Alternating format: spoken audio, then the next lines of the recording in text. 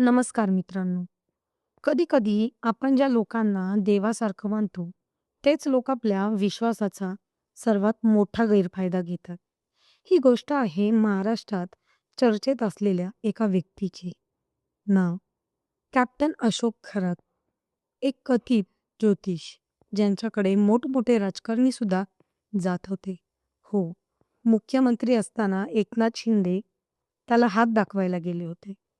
महिला आयोगाच्या अध्यक्ष रुपाली चाकणकर त्यांच्या डोक्यावर छत्री घेऊन उभ्या राहिल्या.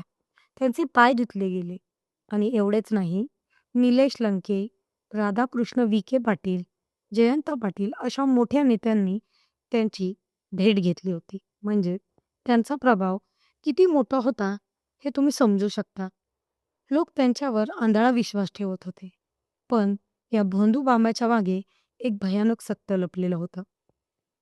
हळूहळू काही महिलांना सांगायला सुरुवात केली की हा बाबा त्यांना उपाय सांगण्याच्या नावाखाली त्यांच्या केबिनमध्ये बोलवायचा आणि मग त्या केबिनमध्ये जे काही घडायचं ते ऐकून अंगावर काटा येईल. तो महिलांवर अत्याचार करायचा. त्यांना धमकी द्यायचा, जर तू माझी प्रियसी बनली नाही तर तुझा नवरा मरेल, तुझ्या आयुष्यात संकट येईल. भीती, अंधश्रद्धा आणि विश्वास या तीन गोष्टींचा वापर करून तो महिलांना आपल्या जाळ्यात अडकवत होता. हे सगळं एक दोन दिवस नाही तर वर्षानुवर्ष चालू होतं. पण प्रश्न असा आहे, इतकं मोठं प्रकरण इतक्या वर्षांनी बाहेर का आलं? इथे एंट्री होती एक साध्या ऑफिस बॉयची. त्याचं नाव धीरज जाधव. कोणालाही वाटणार नाही की हा साधा मुलगा इतक्या मोठ्या भोंदूबाबाला उघड करेल. पण नीरजला काहीतरी संशय आला होता. त्याला जाणवत होतं की ऑफिसमध्ये काहीतरी चुकीचं चालू आहे. महिला येतात, केबिनमध्ये जातात आणि बाहेर येताना त्यांच्या चेहऱ्यावर भीती दिसते. नीरज शांतपणे सगळं निरीक्षण करत होता आणि मग त्याने एक प्लॅन बनवला. नीरजने ऑफिसमध्ये सीसीटीव्हीची फिल्डिंग लावली. एकदम हुशारीने असं सेट केलं की केबिनमधील हालचाली रेकॉर्ड होते आणि मग तो योग्य वेळेची वाट पाहत राहिला. एक दिवस नेहमीप्रमाणे एक महिला आली. खरातनं तिला केबिनमध्ये बोलावलं आणि काही मिनिटांनी सीसीटीव्हीमध्ये जे दिसलं ते पाहून सगळ्यांचे डोळे उघडले. त्या फुटेजमध्ये खरातचा खरा चेहरा दिसत होता. त्याची विकृत कृत्य, त्याची जबरदस्ती सगळं स्पष्ट दिसत होतं. पण प्रत्येक गुन्हेगार एक चूक करतोच. खरातने सुद्धा केली. तो इतका आत्मविश्वासात होता की त्याला वाटलं कोणीच त्याला पकडू शकत नाही.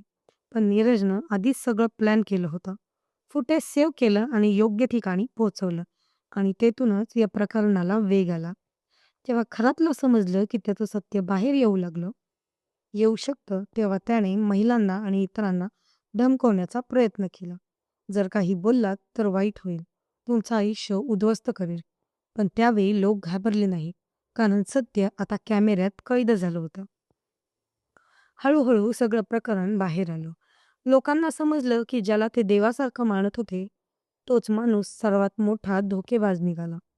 विश्वास पूर्णपणे तुटला आणि एक बाबा गुन्हेगार बनून समोर आला. मित्रांनो, अंधश्रद्धा, भीती आणि आंधळा विश्वास या तिन्ही गोष्टी आपल्याला चुकीच्या लोकांच्या हातात देतात.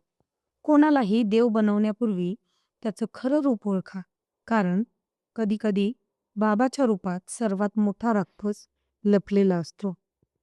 धन्यवाद.